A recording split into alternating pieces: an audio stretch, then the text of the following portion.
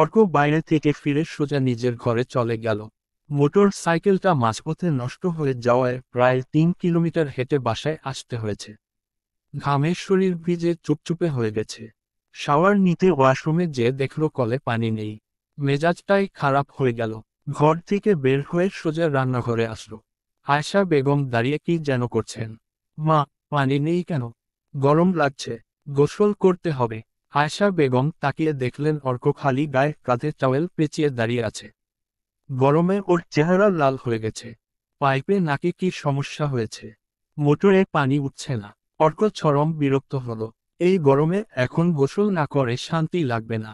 Fridge থেকে ঠান্ডা পানির বোতল বের করতে করতে বলল, আগে বলনি কেন? আমি মিস্ত্রি পাঠিয়ে দিতাম। মতি ভাই গেছেন মিস্ত্রি আনতে। চলে আসবেন কিছুক্ষণের মধ্যেই। তুই বরং কলপারে আয়, আমি টিউবওয়েলে পানি চেপে দিই। ঠান্ডা পানি খেয়ে অর্কের একটু ভালো লাগছে। ফ্রিজের বোতলটা রেখে বলল, দরকার নেই কষ্ট করার, আসুক মিস্ত্রি, তারপরেই গোসল করব। বেলি কইমা? ফাঁকিবাজটা আজকে পেট ব্যথার কথা বলে কলেজে যায়নি। সারাদিন ঘুমানো ছাড়া আর কি করেছে বলতো? আয়শা বেগম ছেলের কথা শুনে হাসেন। লেবুর শরবত বানিয়ে অর্কের হাতে দিয়ে বললেন, কই আর থাকবে, সকাল থেকে চিলেকোঠায় যে বসে আছে। বলল অনেক পড়া নাকি দিয়েছিস তুই, সেগুলো আজকেই শেষ করতে হবে। ভূতের মুখের রাম নাম। কলেজে না গিয়ে বাসায় বসে পড়ার মতো ভালো বুদ্ধি ওর মাথায় আসবে না। দেখো গিয়ে কোনো একটা উল্টাপাল্টা কাজ করছে। যা, তুই সব সময় ওকে নিয়ে বাজে কথা বলিস। দেখ গিয়ে মেয়েটা আসলেই পড়ছে। আয়েশা বেগমকে আরেকটা গ্লাসের শরবত ঢালতে দেখে অর্ক বলল, এটা কার জন্য, মা? বেলিকে দিয়ে আসি। গরমে ঠান্ডা শরবত খেলে ভালো লাগবে। তোমার যাওয়া লাগবে না, ট্রেতে দাও, আমি নিয়ে যাচ্ছি। অর্ক শরবত নিয়ে চিলেকোঠায় এসে দেখল দরজা ভেতর থেকে লাগানো। ও বেশ অবাক হয়ে গেল এমনটা দেখে, কারণ বেলি কখনো দরজা লাগায় না। বেলি, কি করছো তুমি? দরজা আটকেছ কেন? অর্ক করা নাড়তে থাকে, কিন্তু বেলির কোনো সাড়া শব্দ নেই। ও ভয় পেয়ে যায় কিছুটা। বেলির কি শরীর বেশি খারাপ? দরজা খোলো, বেলি, কি হয়েছে তোমার? তুমি ঠিক আছো? এবারও কোনো সাড়া শব্দ না পেয়ে অর্কের দুশ্চিন্তার রীতিমতো আতঙ্কের রূপ নিল। ও দরজা ভেঙে ফেলার সিদ্ধান্ত নিল। বেলি, তুমি দরজা খুলবে নাকি আমি ভেঙে ফেলব? অর্ক দরজায় লাথি মারতে নেয়, কিন্তু তার আগেই বেলি খুলে দেয়। কি করছিলে তুমি ভেতরে? সব ঠিক আছে। তোমার শরীর কি বেশি খারাপ? অর্ক বেলির কপালে হাত দিয়ে দেখল জ্বর আছে কিনা। বেলি কিছু না বলে মুখ কাচুমাচু করে দুই হাত পেছনে দিয়ে দাঁড়িয়ে আছে। অর্ক অবাক হয়ে দেখল বেলি কামিজের ওপর অর্কের শার্ট পরে আছে। তুমি আমার শার্ট পরে আছো কেন? এই গরমে এমন উজবুকের মতো কামিজের ওপর ছেলেদের শার্ট কে পরে? তুমি আমার। আসো। আসলে ঠান্ডা লাগছিল, তাই তোমার শার্ট পরেছিলাম। বেলি আমতা আমতা করে কোনো রকমে বলল, আচ্ছা, তাই ফুল স্পিডে সিলিং ফ্যান আর টেবিলে ফ্যান চালিয়ে রেখেছো? অর্ক তীক্ষ্ণ নজরে বেলির দিকে তাকায়। ও যে কিছু একটা লুকাচ্ছে এটা অর্ক নিশ্চিত। ওই হয়েছে কি, ফ্যান বন্ধ করলে গরম লাগে, আবার ছাড়লে ঠান্ডা লাগে, তাই তোমার শার্ট পরেছি। বেলিকে দুই হাত পেছনে রেখে দেয়াল ঘেঁষে দাঁড়াতে দেখে অর্ক বলল, তোমার হাতে কি, কি লুকাচ্ছ তুমি? হাত দেখাও আমাকে। অর্কের জেরার মুখে বেলির চেহারা ভয় পাংশুটে হয়ে যায়। ও কোনো মতে বলে, কি বলছো? আমি কি লুকাবো? অর্ক বেলির একেবারে কাছে দাঁড়ায়। হঠাৎ ও টের পেল বেলির কাছ থেকে সিগারেটের গন্ধ আসছে। অর্ক হতভম্ব হয়ে বলল, তুমি সিগারেট খেয়েছ, বেলি? তোমার হাতে কি সিগারেট আছে? বিশ্বাস করো আমি শুধু সিগারেট জ্বালিয়েছিলাম। তোমার কসম একটা টানও দেনি। ধরা খেয়ে বেলি কাঁদো কাঁদো হয়ে বলল। অর্ক বেলির হাতে জ্বলন্ত সিগারেট দেখে তাজ্জব হয়ে গেল। ওর স্ত্রী চুরি করে সিগারেট খাচ্ছে, এই দিনও দেখার ছিল। তুমি না খেলে সিগারেট জ্বালিয়েছ কেন? আর জ্বালানোর পরে টান যে দাওনি সেটার প্রমাণ কি? তুমি আমাকে বিশ্বাস করো না। সত্যি বলছি ভাই, আমি টান দেইনি। অর্ক রেগে গিয়ে বলল, বেলি, আমি তোমার ভাই হই। হ্যাঁ, তুমি তো আমার ভাই হও। কি ভুল বললাম? বেলি। অর্ককে চোখ রাঙাতে দেখে বেলি ভয় পেয়ে গেল। ও তাড়াতাড়ি অর্কের হাত থেকে সিগারেট নিয়ে বলল, আরে ভাই হও, জামাই হও, বাচ্চার বাবা হও, তাতে কি আসে যায়? আমি সিগারেট মুখে দিইনি, দেখো আমি ঠিকমতো টানও দিতে পারি না। এই বলে বেলি সত্যি সত্যি সিগারেট ঠোঁটে লাগিয়ে লম্বা করে টান দিল। কিন্তু ধোঁয়া সহ্য করতে না পেরে কেসে উঠল। অর্ক যেন বিশ্বাস করতে পারছিল না যে বেলি সত্যি সত্যি ওর সামনে সিগারেট এনেছে। প্রথমে ওর অবস্থা দেখে হাসলেও যখন দেখলো বেলি দম নিতে পারছে না, অর্ক তাড়াতাড়ি ওর কাছে গেল। বেলি শ্বাস ছাড়ো, ব্রেথ আউট। কিন্তু বেলি একটানা কেসে যাচ্ছে, চোখ দুটো লাল হয়ে পানি পড়ছে। কোনোভাবেই ওর কাশি থামছে না দেখে অর্ক একটা অদ্ভুত কাণ্ড করে বসল। এক হাতে বেলির কোমর জড়িয়ে ধরে ওকে একদম নিজের কাছে নিয়ে আসলো। ওর একটা হাত নিজের কাঁধে রেখে অর্ক কিছুটা ঝুঁকে বেলির ঠোঁটে চুমু খেল। হতভম্ব বেলি চোখ বড় করে তাকিয়ে রইল। ওর পুরো শরীর যেন অন্য এক সুরে আন্দোলিত হতে শুরু করেছে। কখন বেলির আরেকটা হাত আলতো করে অর্কের পিঠ খামচে ধরল সেটাও নিজেও জানে না। এক মুহূর্তের ওই চুমুটা শেষ পর্যন্ত দুজনের বন্ধ চোখের আড়ালে একটু দীর্ঘ সময় ধরে চলল। অর্ক আস্তে করে বেলিকে ছেড়ে দিয়ে দূরে সরে দাঁড়ালো। বুকের ভেতর হৃৎপিণ্ডে যেন ঝড় উঠেছে। তাকিয়ে দেখল বেলি মাথা নিচু করে দাঁড়িয়ে আছে। ওকে আর বিব্রত হতে না দিয়ে অর্ক হেসে বলল, কাশি থেমে গেছে, যাও শরবত খাও। এবার যেন বেলির হুঁশ ফিরল। এতক্ষণে ও বুঝতে পারল আসলে ঠিক কি ঘটেছে দুজনের মাঝে। কিন্তু এখন লজ্জায় মুখ দেখাবে কি করে। আবার রাগও হচ্ছে অর্কের ওপর। এমনটা না করলেই কি হতো না। ও কামিজের ওপর থেকে তাড়াতাড়ি শার্ট খুলে ফেলল। তুমি খুব খারাপ একটা ভাই। খবরদার যদি ভাই বলেছ, যেমনই হোক জামাই হই তোমার। মনে থাকে যেন। আর আজকে এটা লেসন ছিল। যদি ভুলেও কোনোদিন আর সিগারেট মুখে দাও তাহলে আজকের কথা মনে করবে। বাই দা ওয়ে, তুমি আমার শার্ট পরে সিগারেট খাওয়ার প্র্যাকটিস কেন করছিলে? আমাকে এত ভালো লাগে। বেলির চেহারার দিকে তাকিয়ে অর্ক অনেক কষ্টে হাসি চেপে রেখেছে। কেমন কার্টুনের মতো মুখ করে দাঁড়িয়ে আছে। কচু লাগে। বেলিও মুখ ভেঙচি কেটে জবাব দিল, তাহলে আমাকে নকল করছিলে কেন? আমি একটু টান দিলে দোষ? আর নিজে যে সারাক্ষণ আমার সামনে বসে বসে খাও তখন কিছু হয় না? বলি যে বুড়োকে তার গুণধর নাতির কথা। অর্ক হাসতে হাসতে বিছানায় বসে একটা সিগারেট ধরিয়ে বলল, যাও, বলো গিয়ে। দেখো দাদাজান তোমাকে কি বলেন। বুড়ো আমাকে কি বলবে? আমি কি বলেছি তোমাকে এসব করতে? অর্ক হেসে সিগারেটে লম্বা একটা টান দিয়ে ধীরেসুস্থে বলল, দাদাজান বলবেন তুমি যেন নিজের দায়িত্ব ভালো করে পালন করে। তাহলে আমি আর এসব খাবো না। তুমি আসলেই একটা খারাপ। বলেই মুখ চামটা দিয়ে বেলি বের হয়ে গেল। মৃদিকে অর্ক বেলি চলে যাওয়ার পরে সিগারেট ফেলে দিল। মুচকি হেসে বলল, after that it does not taste good anymore. তুমি এখানে বসে একা একা হাসছ কেন? সব ঠিক আছে। অর্ক যেন অতীতের ঘর থেকে বাস্তবে ফিরে আসলো। ওর সামনে দাঁড়িয়ে আছে এলিশা। কিছু না, এমনি একটা ব্যাপার ভাবছিলাম। এলিশা অর্ককে ড্রিঙ্ক অফার করে বলল, পার্টিতে আসার পর থেকেই এখানে বসে আছো। এটা খেয়ে দেখো, ভালো লাগবে। No thanks Lisa. এটা তোমার বার্থডে পার্টি। তুমি যাও, এনজয় করো সবার সাথে। ড্রিঙ্ক না হয় না করলে, বাট ডান্স তো করতে পারো। চলো আমার সাথে ডান্স করবে। এলিশা অর্ককে জোর করে ডান্স ফ্লোরে নিয়ে আসে। রাশাদ সহ বাকিরা হাততালি দিয়ে চিয়ার আপ করতে থাকে। ক্যামেরাম্যান এসে দুজনের ছবি তোলে। কিন্তু অর্কের ভীষণ অস্বস্তি লাগতে থাকে। ও এলিসার হাত ছাড়িয়ে সরি বলে বের হয়ে যায়। অর্কের মুড বুঝে রাশাদ ওর পেছনে যায়। অর্ক, ওয়েট, আসছি আমি। 1 মিনিট দাঁড়া শালা। রাশাদ দৌড়ে এসে গাড়িতে বসল। নাইলে আজকে অর্ক ওকে রেখেই চলে যেত। সমস্যা কি তোর? মানে কোনো হরমোনাল ইমব্যালেন্স আছে নাকি? বউ রেখে বিদেশে এসে বসে আছিস? মেয়ে দেখলে দৌড় দিস। তোর লক্ষণ কিন্তু সুবিধার না বলে দিলাম। রাশাদ, হয় চুপ কর নাইলে গাড়ি থেকে নাম। খারাপ ড্রাইভ করার কিন্তু আমার রেকর্ড আছে। অর্কের রাগী চেহারার দিকে তাকিয়ে কিছুটা ভয় পেলেও রাশাদ হার মানল না। সমান তেজ দেখিয়ে বলল, ভয় কাকে দেখাস শালা? তোর খানদানেই সমস্যা আছে। ভালো মুখে কথা বলতে পারিস না তোরা। আর আমি মরলে তোর বোন বিয়ের আগেই বিধবা হবে এটা মাথায় রাখিস। রাশাদ, তুই চুপ করবি? আমি কিন্তু সিরিয়াসলি বলছি। অর্ককে দেখে এবার আসলেই অন্যরকম লাগছে। রাশাদ বুঝতে পারছিল কিছু একটা নিয়ে অর্ক আসলেই চিন্তিত। তুই এই পাশে আয়। আমি ড্রাইভ করছি। চল কোথাও যে কফি খাই। ভালো লাগছে না। বাসায় চল। সারাটা পথ অর্ক আর একটা কোথাও বলেনি।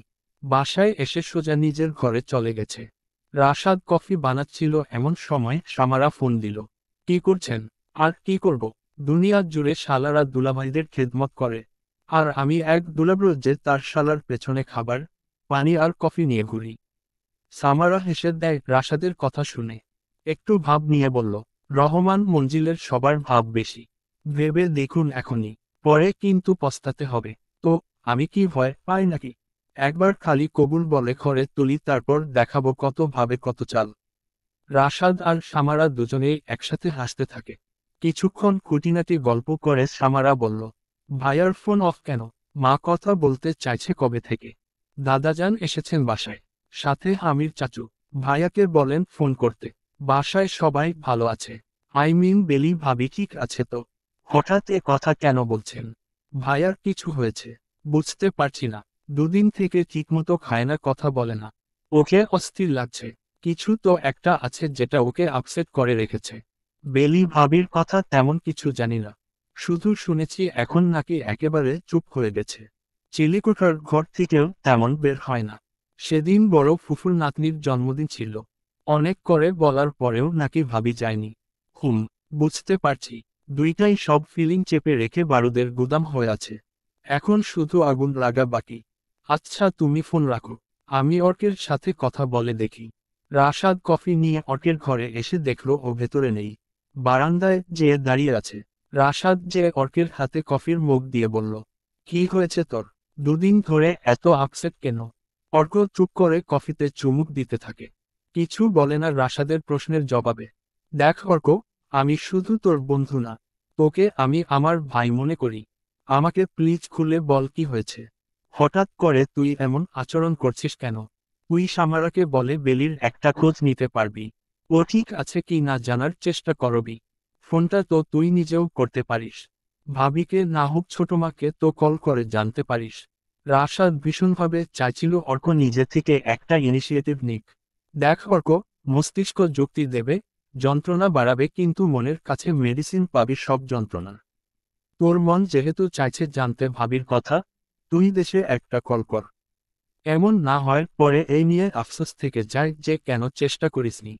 ঢাকায় আসার পরের 2 দিন হামিদ খুবই ব্যস্ত ছিলেন রহমান সাহেবকে নিয়ে। এবার তার ফুল মেডিকেল চেকআপ করানো হয়েছে।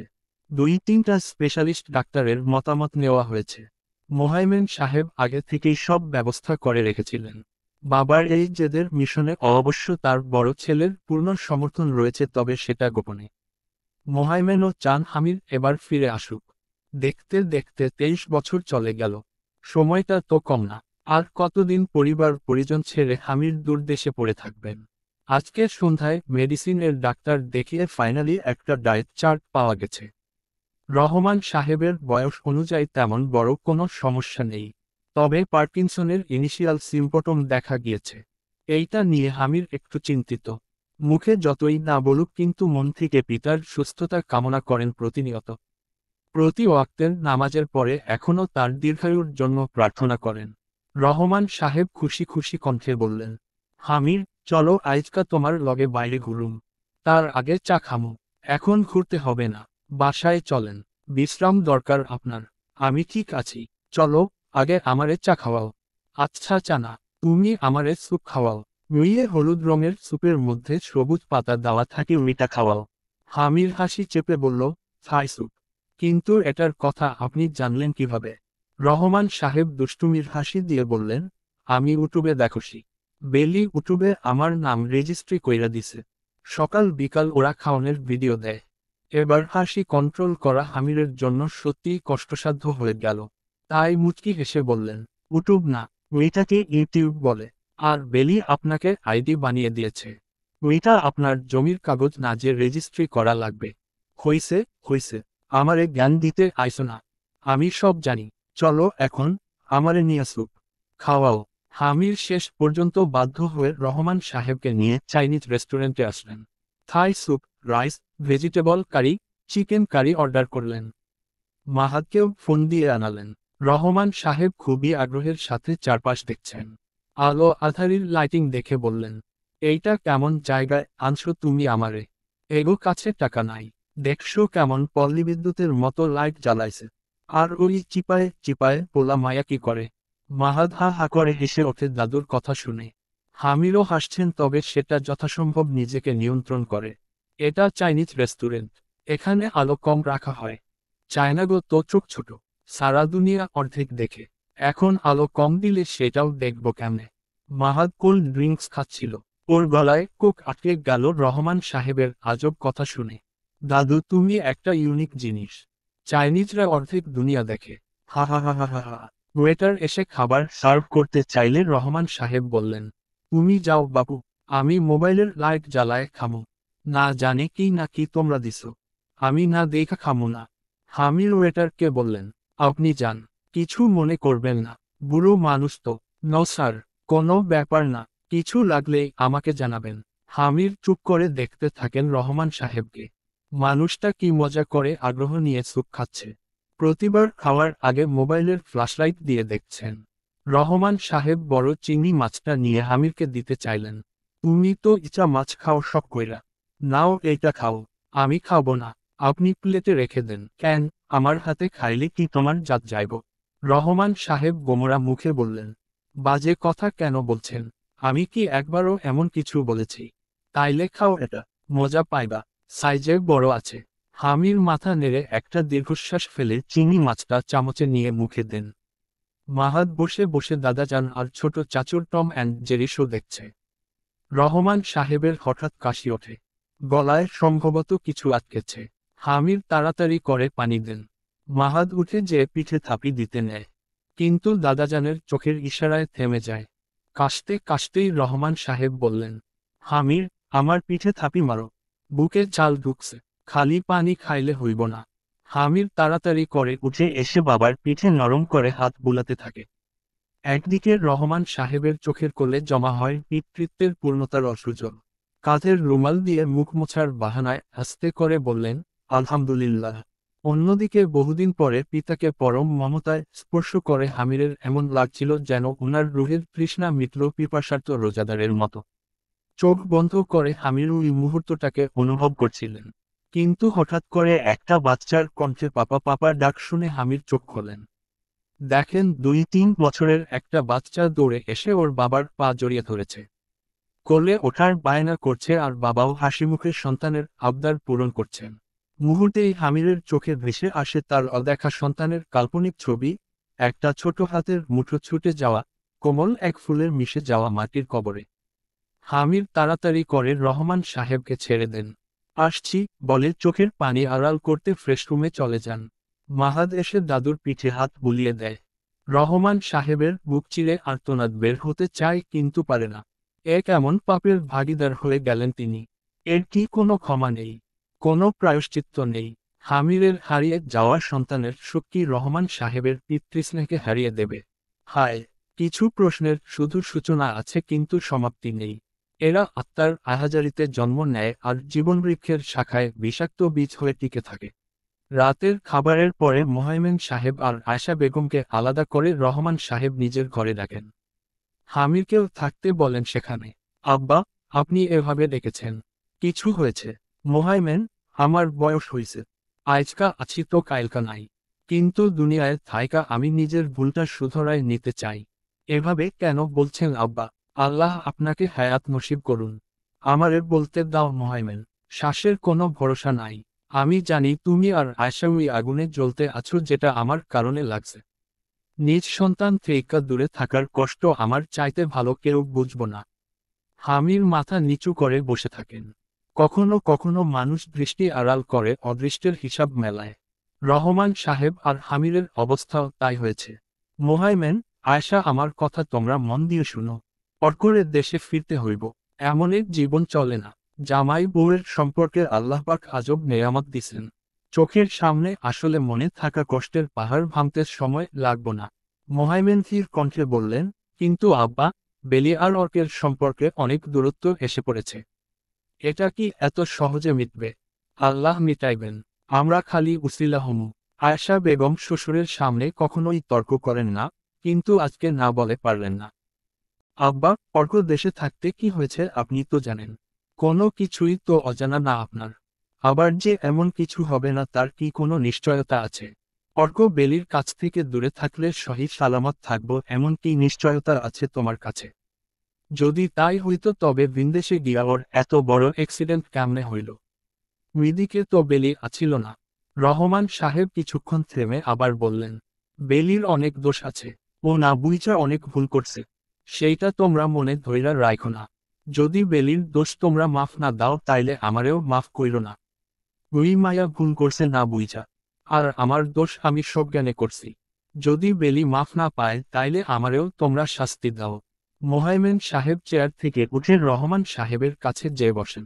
বৃদ্ধ বাবার হাত ধরে বলেন, এভাবে বলবেন না আব্বা, আপনি আমাদের মাথার ছায়া, আপনার ওপর আমাদের কোনো রাগ নাই। ভুল আমাদের সবার হয়েছে। মোহাইমেন, আমার কথা শুনো। সংসারটা হইল একটা বাগানের মতো আর সম্পর্কগুলো হইল এর ফুল। এখানে ফুলের কাঁটা অনেক থাকব, তাই বইলা ফুলের যত্ন নেওয়া ছাড়া যাইব না, নাইলে আগাছা দিয়া গোটা বাগানই নষ্ট হইয়া যাইব। কথাগুলো বলে রহমান সাহেব হামিরের দিকে তাকান। আর ঠিক ওই সময় হামির ও চোখ তুলে তাকান কৃতকর্মের আগুনে দগ্ধ বৃদ্ধ পিতার দিকে। আব্বা, আপনি কি করতে বলেন? যেমনটা আপনি বলবেন তাই হবে। আমি কালকে গ্রামে যামুগা। হামির সকালে আমারে নিয়া যাইব। এত জলদি কেন? মাত্রই তো আসলেন। আর কয়টা দিন থেকে যান। না, আমি যাওয়ার পরে বেলিরে দেওয়ার অর করে ফোন করামু। ঘরে উপস্থিত বাকি তিনজন মানুষ একযোগে তাকান রহমান সাহেবের দিকে। এত অবাক হও কেন? হামির বেলিরে কইব আমার সব রিপোর্ট খারাপ আসছে। হাতে আর বেশি দিন নাই। আমার শেষ ইচ্ছা অর করে দেখা। কি হামির, পারবা না কইতে? রহমান সাহেবের কথা শুনে হামিরের আক্কেল গুরুম হয়ে যাওয়ার অবস্থা। উনি কোনোমতে বললেন, আপনি শেষ পর্যন্ত এমন নাটক করবেন? কথা শুনলে নাটক করুম, আর না শুনলে সত্যি সত্যি অসুস্থ হয়ে দেখামো। তুমি কোনটা চাও সেটা কও। তার কণ্ঠে স্পষ্ট হয়ে ওঠে বাচ্চাদের মতো জেদ। ভাইয়ার সাথে আমার একটু কথা ছিল, আমরা বাইরে থেকে হয়ে আসছি। বলেই হামির মোহাইমেন সাহেবকে নিয়ে উঠে চলে যান। এদিকে আব্দুর রহমান আয়েশার দিকে তাকিয়ে বলেন, তুমি আমার পোলার বউ পরে মায়া আগে। তোমার মধ্যে আমি আমার আম্মারে পাইছি। সেও নিজেরটা ভুইলা সবাইরে নিয়ে জীবন কাটাইছে। তুমিও তাই। 20 বছর বয়সে আমার সংসারে আয়েশা নিজের পড়ালেখা, স্বপ্ন সব বাদ দিছ। জবেদার দেখাশোনা করছো নিজের মায়ের মতো। আমি আল্লাহর কাছে এই দোয়া করি সে যেন তোমার আঁচল ভরাপুরে রাখেন। ইস্পাত কঠিন মানুষটার মুখে এই প্রথম এমন প্রশংসা আর স্বীকৃতি পেয়ে আয়েশা বেগমের চোখের পানি বাঁধ মানে না। উনি কান্না করতে করতেই বলেন, আব্বা, আপনি আমাকে মাফ করে দেন। আমি আপনার সাজানো সংসার ফেলে স্বার্থপরের মতো ঢাকায় চলে এসেছি। এশার আজান দিচ্ছে মসজিদে। রহমান সাহেব টুপি মাথায় দিয়ে উঠে দাঁড়ালেন। আয়েশার মাথায় হাত দিয়ে বললেন, তুমি বড়মা হইয়া বেলিরে একবার বুকে তুইলা নাও। দেখবা আল্লাহ তোমার মনে শান্তি দিবেন। বেলি ভালো নাই। ফুলের মতো মায়াটা পাথরের মতো হয়ে গেছে। একটা কথা মনে রাখো আয়েশা, বেলি পাথর হইলে প্রথম ঘাও তোমার পোলার বুকে লাগবো।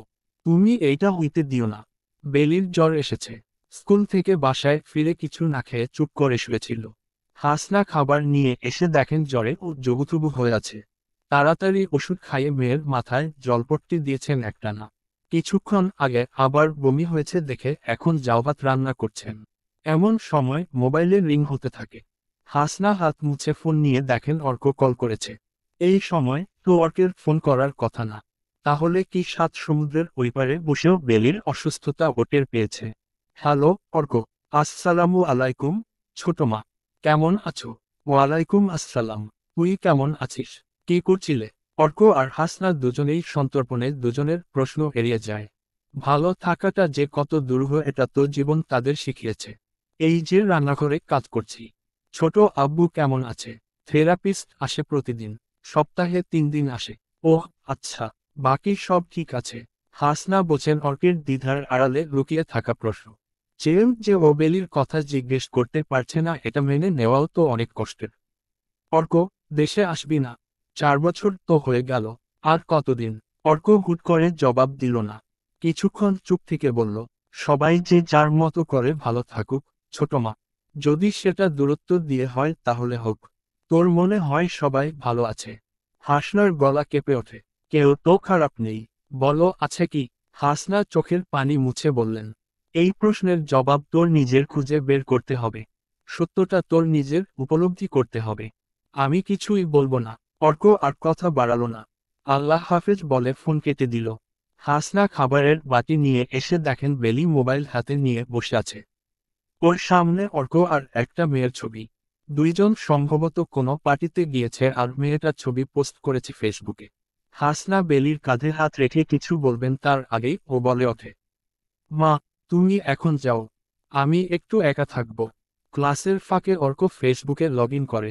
চোখের সামনে একটা পোস্ট, নীলকাব্য নামের আইডি দিয়ে করা। কয়েক মাস আগেই সামারার অনুরোধে অর্ক এটা ওর নিউ আইডিতে অ্যাড দিয়েছে। যদিও সামারা বলেছে আইডিটা ওর নিজের, কিন্তু অর্ক জানে এটা কার আইডি। মাঝে মাঝে অদ্ভুত সব কবিতা, গান পোস্ট করা হয় এটা দিয়ে। তবে আজকের পোস্টের লাইনগুলো যেন অর্ককে বিশেষ কোনো বার্তা দিচ্ছে। ভাসে রে তোরার ফুল, কার ছিল কি ভুল।